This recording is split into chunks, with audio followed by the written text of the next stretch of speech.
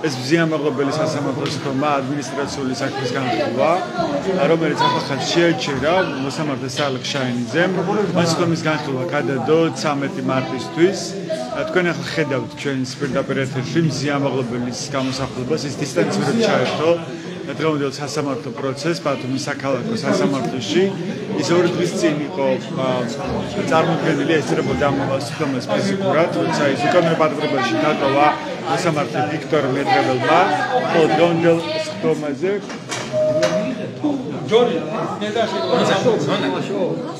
დღევანდელ სხდომას ის ესწრება დისტანციურად. ეხლა სხდომის მონაწილეები ცდილობენ რომ შეეხმიანონ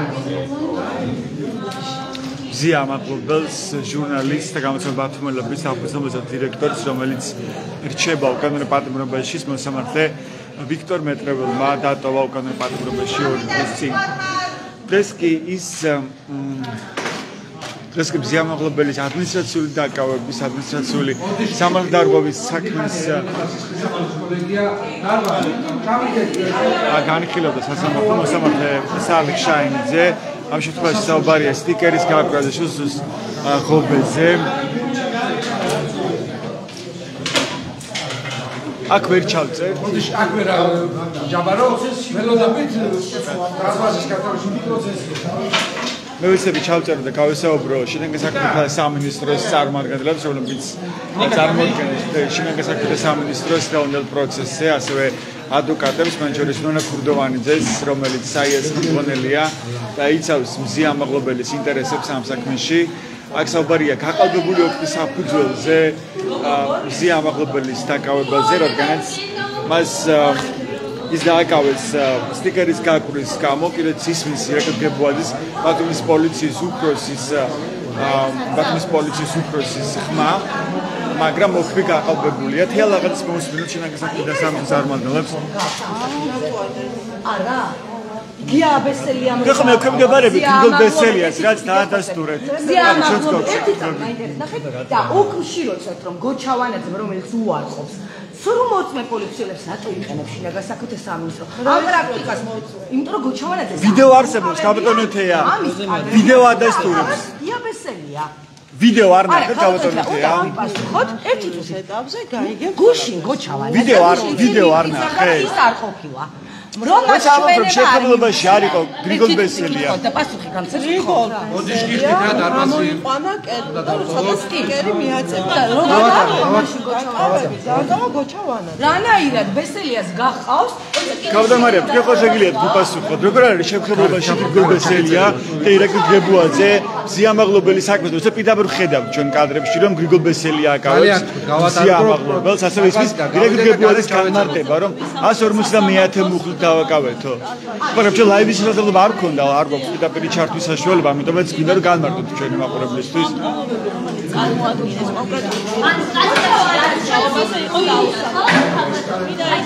ხარე ითხოვდა ისეთ საკითხებზე მოწმეთა დაგიხვას, რასაც არ იხილავს სასამართლო. და დირექტ გებუაძის განმარტება ისმის კადრებში, როცა დააკავეს მზიამაღლობელი, რომ ის დააკავეს 159 მუხლით.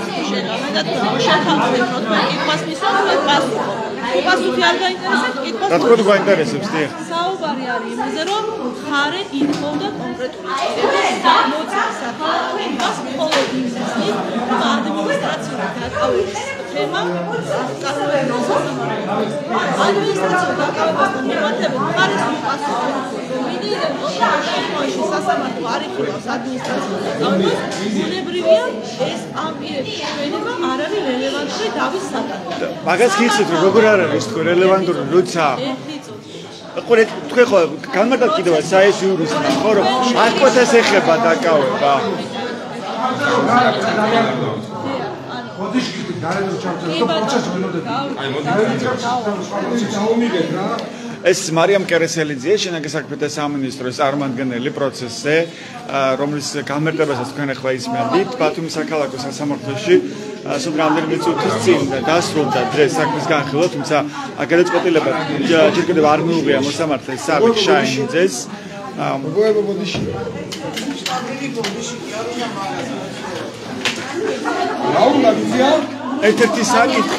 ერთ-ერთი საკითხი, რომელიც იყო დავისაგანი ყოველ სასამართლო პროცესზე, ეს იყო ის, რომ უნდა დაიკითხოს თუ არა სასამართლოში გრიგოლ ბესელია და ირაკლი გებუაძე.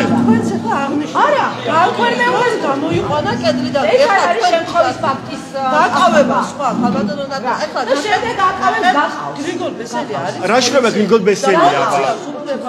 პოლიციას უფლება აქვს ნებისმიერ სამართალ განხილვაზე მიუთითოს მომის მიერ თუმისვან მითხვა დამასრულებით პოლიციას უფლება აქვს ნებისმიერ სამართალ განხილვაზე მათ შორის 150 მოკლით მიუთითოს რომ მსგავსი ქმედება არის წარმოადგენს სამართალ განხილვას და არ გააკეთებს. თქვენ თვითონაც აღნიშნავთ რომ ზია გამოიყვანაო, ზია გამოიყვანა, მაგრამ დაკავებით არ დაუკავებია დაკავებით.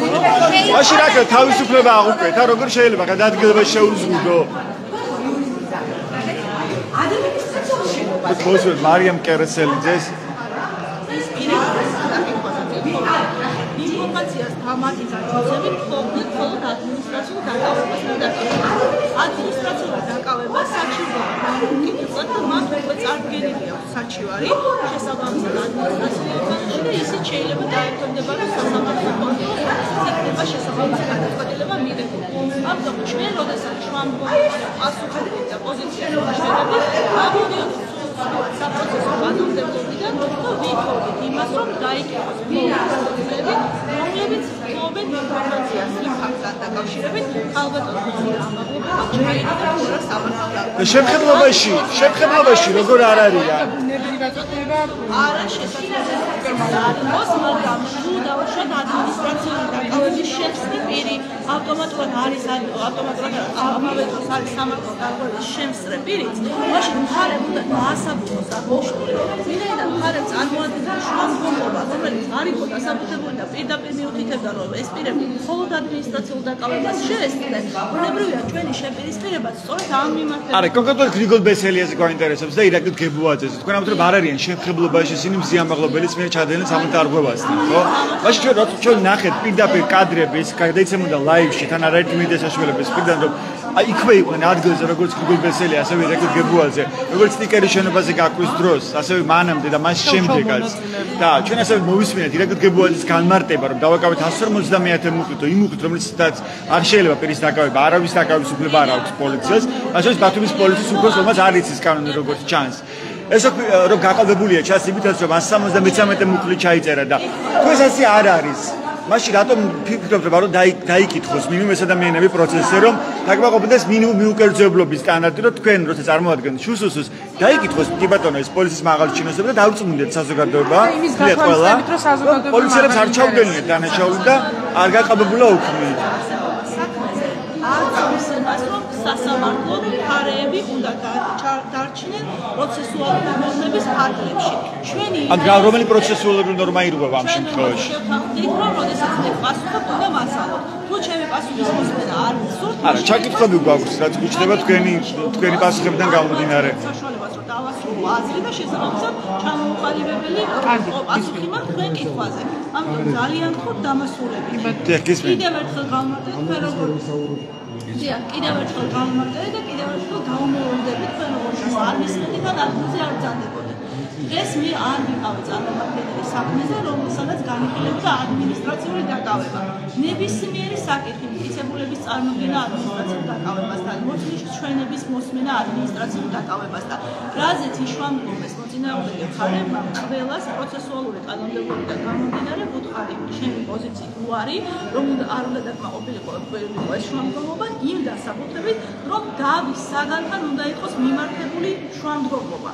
რაც შეეხება დაკავების კანონიერებას, თუ დაუშვათ მხარე აპელირებს, რომ დაკავება განახორციელა არა იმ პირმა, რომელიც მითებულია ოფში, ამისთვის არსებობს შესაბამისი პროცედურები და შეუძლია გამოიყენოს იგავოს გაასაჩივროს როგორც ადმინისტრაციულ ორგანოში, ასევე სასამართლოში. შესაძლებელია საზოგადოებას გააჩნდეს ინტერესი კონკრეტულ საკითხთან დაკავშირებით, მაგრამ ეს არ ცვლის მხარეთა ვალდებულებას და სასამართლოს ვალდებულებას, რომ პროცესუალურ ნორმებს არ გასცენ. მაგრამ დაკავება როდის ხდება? დაკავება შესაძლებელია. სამართალდარღვევის აღკვეთის დროს ხო ხდება? დაკავება შესაძლებელია მოხდეს სამართალდარღვევის აღკვეთის დროს, ბუნებრივია ამას ითვალისწინებს კანონმდებლობა, მაგრამ როდესაც მხარე ამბობს, რომ დაკავების თაობაზე ფლობს ინფორმაციას მოწმე, ხო? მოსამართლესთან არ ჩნდება კითხვა, იხილავს თუ არა ადმინისტრაციულ დაკავებას. ვინაიდან არ იხილავს, შესაბამისად ამ მოწმის ჩვენება არ არის რელევანტური დავის საკითხთან. მე არ ვამბობ იმას, რომ არ უნდა მოусმინოთ მოწმეებს, რომელიც ადმინისტრაციულ დაკავებაზე ფლობენ ინფორმაციას, მაგრამ არა სამართალდარღვევის საქმის განხილვის. თუმცა მოსამართლემ დააკმაყოფილა. მოსამართლემ დააკმაყოფილა დიახ იმ დასაბუთებით, რომ როდესაც ჩვენი პარლამენტის პოზიცია, რომ ესენი მხოლოდ ადმინისტრაციულ დაკავებას შეესწრნენ, მოსამართლემ მისცა მოწინააღმდეგე მხარის შესაძლებლობა განემარტა, რომ ესენი ეს კონკრეტული პირები არა მარტო სამართალდარღვევის საქმეს შეესწრნენ, არამედ დაკავებას შეესწრნენ. მაგრამ თქვენ ამბობთ, რომ სამართალდარღვევა სხვა დროს მოხდა და დაკავება სხვა დროს მოხდა მზიამაღლობელი საქმეზე. იმ დავის ფარგლებში უნდა დავრჩეთ, რასაც იმის სამართალდარღვევაზეა საუბარი, ეგრეა ვთქვათ, რას კონკრეტულად სამართალდარღვევაზე გაქვს საუბარი. გადაასრულებთ რა მოხდა? ეს იყო მარიამ კერესელიძე, შინაგან საქმეთა სამინისტრო. თქვენ მას უსმენთ ჩვენს პირდაპირ ეთერში. მოდი ახლა მოვუსმინოთ ნონა კურდოვანიძეს, საიას ხელმძღვანელს, რომელიც იცავს მზიამაღლობელის ინტერესებს.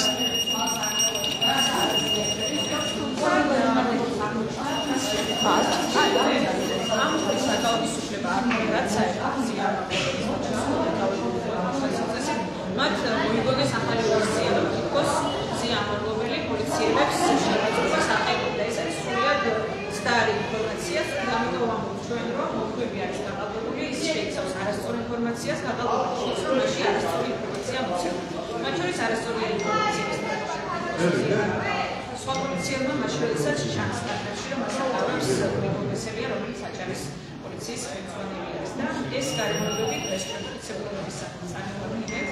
ეს იყო მტკიცებულების წარმოადგენის ეტაპი და ამ პროცესი ამას მიეწოდება შრომის ნახევარს ამბობდე.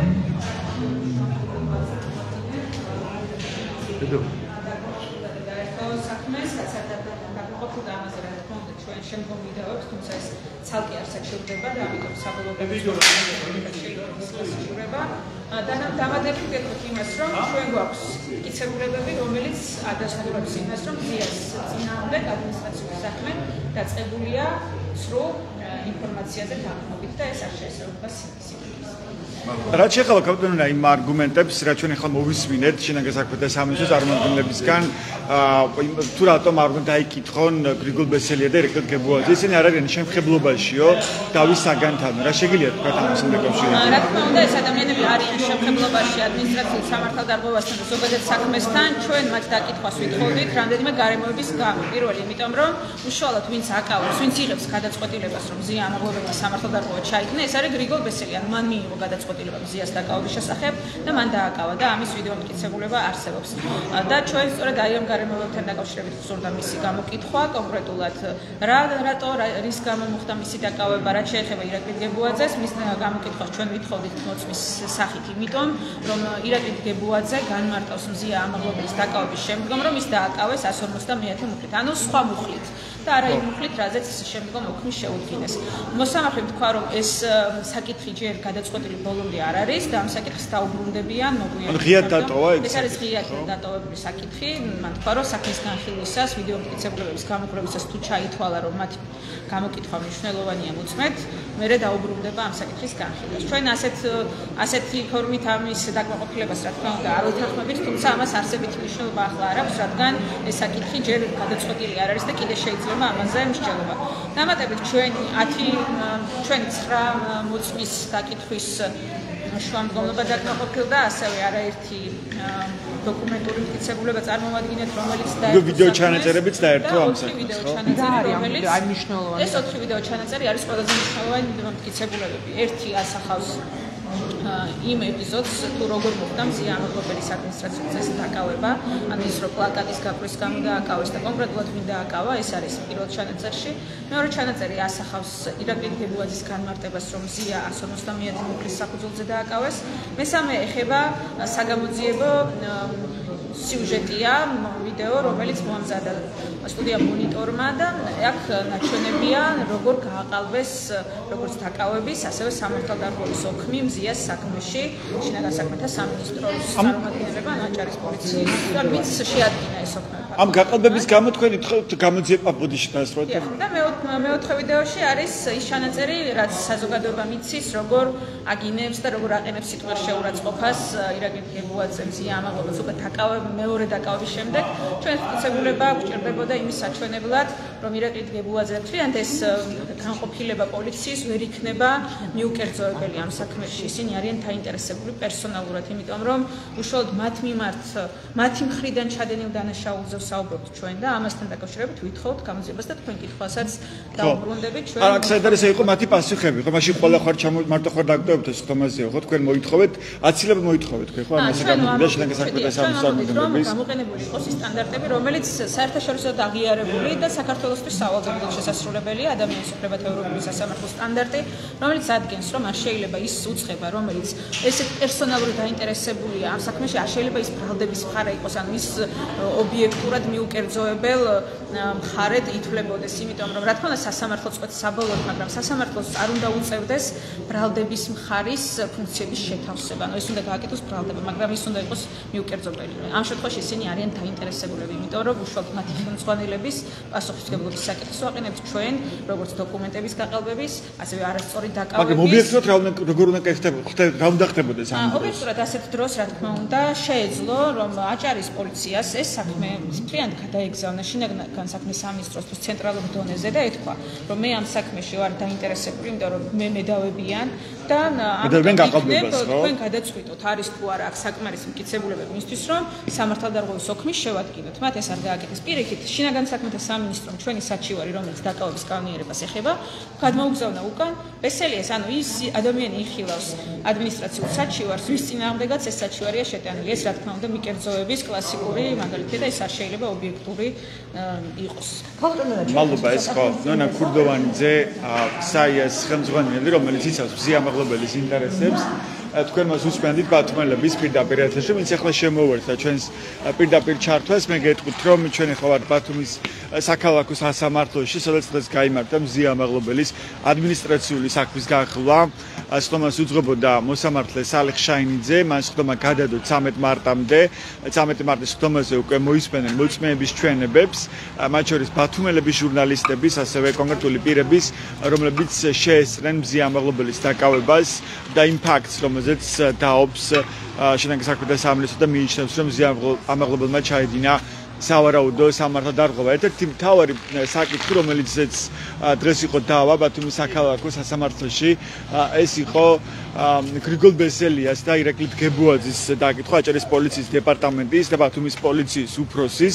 სწორედ მათი დაკითხვა მოითხოვა დღეს პროცესზე ადვოკატებმა, რომლებიც იცავენ მზია ამაღლობელის ინტერესებს და მზია ამაღლობელის ინტერესებს იცავს საია უშუალოდ ნონა ქურდოვანიძე, საიას ხელმძღვანელი და იურისტი გიორგი ხიმშიაშვილი. მათ მოითხოვეს, რომ დაიკითხოს ამ საქმეზე ირაკლი გებუაძე, რომლის ხმაც უშუალოდ ისმის მზია ამაღლობელის დაკავების დროს, როცა ის იძლევა განმარტებას, რომ მზია ამაღლობელი დავაკავეთ სტიკერების შენობაზე გაკვრის გამო ადმინისტრაციული სამართალდარღვევათა კოდექსის 151 მუხლის მიხედვითო თუმცა ეს მუხლი არ ითვალისწინებს პირის დაკავების უფლებას და არავის დაკავების უფლება არ აქვს არც ირაკლი გებუაძეს, არც რომელიმე პოლიციელს, თუ კი ის სტიკერს გააკრავს რომელიმე შენობას. ეს მუხლი ითვალისწინებს მხოლოდ ჯარიმას და ამაზე რეაგირება უნდა მოახდინოს მუნიციპალურმა ინსპექციამ, თუმცა ირაკლი გებუაძე ბათუმის პოლიციის უფროსი მინიმუმ ავლენს, რომ კანონი არ იცის, ან შეიძლება სხვა მოვლენა ეს მქონდეს საქმე ამ შემთხვევაში. ყოველ შემთხვევაში ირაკლი გებუაძის გამოკითხვას და დაკითხვას ამის გამო ითხოვს აქ მხარე, დაცვის მხარე, ასევე გრიგოლ ბესელიას, რომელიც უშუალოდ აკავებს მზია ამაღლობელს შინაგან საქმეთა სამინისტროს ღობეზე სტიკერის გაკვრის დროს. თუმცა შინაგან საქმეთა სამინისტროს წარმომადგენლებმა დღევანდელ სხდომაზე თქვეს, რომ არანაირი შემხებლობა ამ საქმესთან არ აქვს გრიგოლ ბესელიას და ირაკლი გებუაძეს და მათ გააპროტესტეს ეს შუამდგომლობა. სალიხ შაინიძეს არ მიუღია საბოლოო გადაწყვეტილება ამ შუამდგომლობასთან დაკავშირებით. მან თქვა, რომ ღიად ტოვებს ამ საკითხს, თუმცა მან ვერ თქვა ასევე, რატომ დატოვა ღიად ეს საკითხი, როცა მიიღო გადაწყვეტილება სხვა მოწმეების დაკითხვასთან დაკავშირებით და დააკმაყოფილა ეს შუამდგომლობა. ასევე სისხლის სამართლის საქმის მოსამართლისგან განსხვავებით მან ამ საქმეს დაურთო ის ვიდეო მტკიცებულებები, რომელიც ასახავს საპროტესტო აქციაზე არსებულ ვითარებას 11 იანვრის შემთხვევაში, ასევე მზიამაღლობელის დაკავებას მანამდე არსებულ ვითარებას საპროტესტო აქციაზე, რაც ასახულია Facebook Live-ებში მათ შორის, ასევე სხვა მედიის მიერ გადაღებულ კადრებში.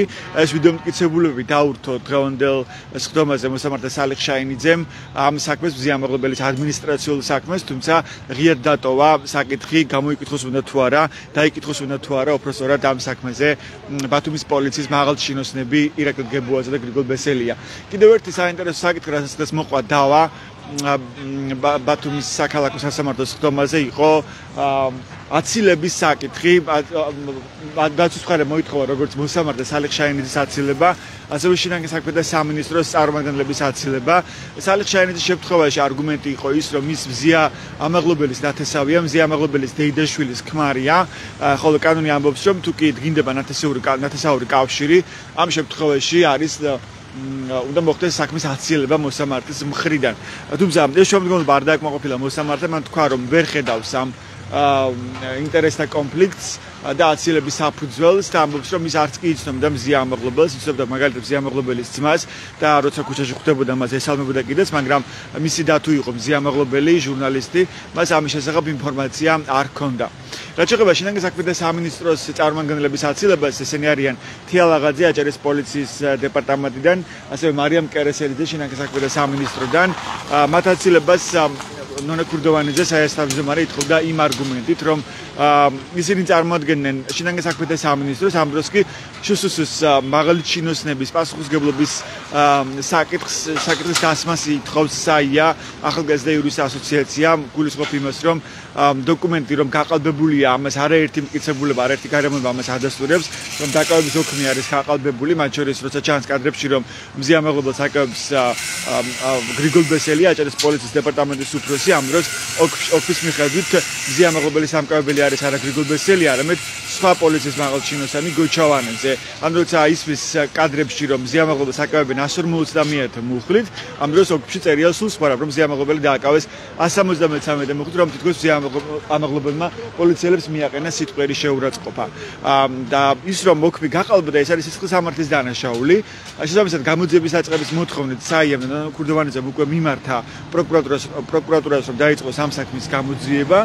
თუმცა გამოძიება ამ დრომდე არ დაწყებულა, მაგრამ დღევანდელ სხდომაზე ნონა ქურდოვანიძე ამბობდა, რომ მხარე, რომელიც არის წარმოადგენელი სასამართლოში, უნდა წარმოადგენს სახელმწიფო ორგანოს, ის უნდა იყოს მიუკერძოებლობის მაღალი სტანდარტის მქონე, რაც ამ შემთხვევაში დარღვეულია, რადგანაც იგივე საჩივარი, რომელიც წარმოადგენს ნონა ქურდოვანიძემ პროკურატურაში ეს საჩივარი დააწერეს აჭარაში ისევ გრიგოლ ბესელიას, ანუ გამოდის, რომ გრიგოლ ბესელიამ თავისივე თავის წინააღმდეგ უნდა გამოიძიოს საქმე, როცა დოკუმენტების გაყალბებაზეა საუბარი და როცა ეს არის სისხლის სამართლის დანაშაული. ჩვენ ასევე ვიცით, რომ იგივე ბათუმის პოლიციის უფროსი ირაკლი გებუაძეს არაერთი პირი და არა მხოლოდ მზია ამაღლობელი ადანაშაულებს არაადამიანურ მოპყრობაში. მზია ამაღლობელი ამბობს, რომ მისი დაკავების შემდეგ მას სახეში შეაფურთხა ირაკლი გებუაძემ, ასევე ცდილობდა ფიზიკურ ანგარიშწორებას, არაძლევდა ტუალეტის სარგებლობის უფლებას, ასევე არაძლევდა სასმელი წყლის დალევის საშუალებას. ასევე 11 იანვრის საპროტესტო აქციაზე დაკავებული სხვა პირები, იგივე მალხაზ ირემაძე, ასევე თემურ ქათამაძე, რომელიც ბათუმელი მედროშია, ბათუმის საპროტესტო აქციების მედროშია, საუბრობენ იმაზე, რომ დაკავების შემდეგ მათზე იძალა და ირაკლი გებუაძე ბათუმის პოლიციის უფროსმა, იგივე თემურ ქათამაძე ყვება, რომ ირაკლი გებუაძემ გაშლილი ხელით სცემა თავის არეში 10 პოლიციელთან ერთად, ხოლო მალხაზ ირემაძის მონათხრობის მიხედვით, რომელიც ასევე დააკავეს 11 იანვრის საპროტესტო აქციაზე, მას ირაკლი დგებულაძემ კედელზე მიარტყმევინა თავი. ამ შემთხვევაში დაწყებულია გამოძიება, თუმცა ბათუმის პოლიციის უფროსი ისევ ირაკლი დგებულაძე მას არც კი შეუჩერეს სამსახურებრივი უფლებამოსილება და ამაშიც ჩანს სახელმწიფოს დამოკიდებულება ამ საქმეების და ადამიანის უფლებების და განსაკუთრებით მაღალი მგრძნობელობის, მაღალი საზოგადოებრივი ინტერესის საქმეების მიმართ, როცა არც კი უჩერებენ სამსახურებრივ უფლებამოსილებას პოლიციის მაღალ ჩინოსანს, რომელსაც ცხადი აქვს გავლენა ამ გამოძიებაზე. გამოძიება კი უნდა ტარდებოდეს ყოველმხრივ და ობიექტურად და მიუკერძოებლად და ამ პრინციპების დასაცავად, რაც არის ევროკონვენციით და ევროპული კანონმდებლობით გათვალისწინებული პრინციპები, უნდა იცავდეს სახელმწიფო იმისთვის, რომ ის სანდო იყოს მინიმუმ ეს პროცესი. დღეს დონა ქურდოვანიძემაც ღიად უთხრა მოსამართლეს ამის შესახებ, რომ ქართული სასამართლოები არიან ვალდებულნი შეასრულონ ევროსასამართლოს მიერ მიღებული გადაწყვეტილებები, მათ შორის როცა საქმე ეხება მიუკერძოებლების პრინციპის დაცვას და როცა წარმოადგენს აჭარის პოლიციის დეპარტამენტს იგივე ვთქვათ თეალაღაძე და ამ დროს აჭარის პოლიციის დეპარტამენტის უფროსი გრიგოლ ბესელია და დღეს თეალაღაძემაც დაადასტურა პროცესი, რომ ის ექვემდებარება გრიგოლ ბესელიას, ამ დროს ვერ იქნება ის მიუკერძოებელი ამ პროცესზე, როცა თუ კი მას სიმართლის დადგენა სურს.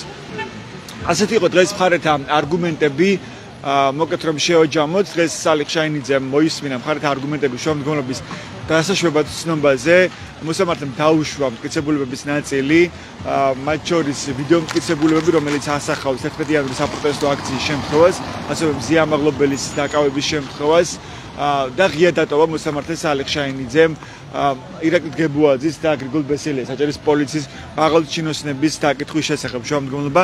ეს შუამდგომლობა დააყენა სასამართლოში მზიამაღლობელის ინტერესების დამცველებმა, რომელსაც ახლა თქვენ ხედავთ ბათუმის საქალაქო სასამართლოს შესასვლელთან. მზიამაღლობელის ინტერესებს იცავენ ადვოკატი გიორგი ხიმიშიაშვილი, ასევე საია იურის ასოციაცია და მისი ხელმძღვანელი შუალ ნონა ქურდოვანიძე. მოწმეების ჩვენებებს უკვე მოსამართლე სალიხ შაინიძე მოისმენს შემდეგ სხდომაზე 13 მარტის სხდომაზე და სავარაუდოდ ამ პერიოდში უკვე მიიღებს მოსამართლე გადაწყვეტილებას მზიამაღლობელის ადმინისტრაციულ საქმეზე. თქვენ იცით, რომ მზიამაღლობელი არის ასევე პატიმრობაში სისხლის სამართლის საქმეზე. ის რჩება უკანონო პატიმრობაში 2 დღის წინ უკვე წინა სასამართლოს სხდომა შედგა მზიამაღლობელის საქმეზე და მოსამართლე ვიქტორ მეტრეველმა ის დატოვა წინასწარ პატიმრობაში, უკანონო პატიმრობაში. მზიამაღლობელი არის უკანონო პატიმარი და პირველი ქალი პოლიტიკური პატიმარი საბჭოთა კავშირის დაშლის შემდეგ. ის პროტესტის ნიშნად 38 დღეში მშილობდა დღევანდელ სხდომას მზიამაღლობელი დისტანციურად დაესწრო. მოგეთ 13 მარტს განახლდება სხდომა ადმინისტრაციულ საქმეს, სადაც ძალიან კაფიოდ ჩანს, რომ გაყალბებული ოქმის საფუძველზე დააკავეს მზიამაღლობელი. ნახოთ რა გადაწყვეტილებას მიიღებს ამ საქმეზე სასამართლო. ეს საქმე არის მნიშვნელოვანი ასევე მზიამაღლობელის სისხლის სამართლის საქმეში, როცა მას პოლიციაზე თავდასხმას ედავებიან და მისი პატიმრების საფუძველი სწორედ ეს გაყალბებული ოქმი გახდა ადმინისტრაციული საქმიდან, როცა პროკურორმა დააყენა შუამდგომლობა, რომ ის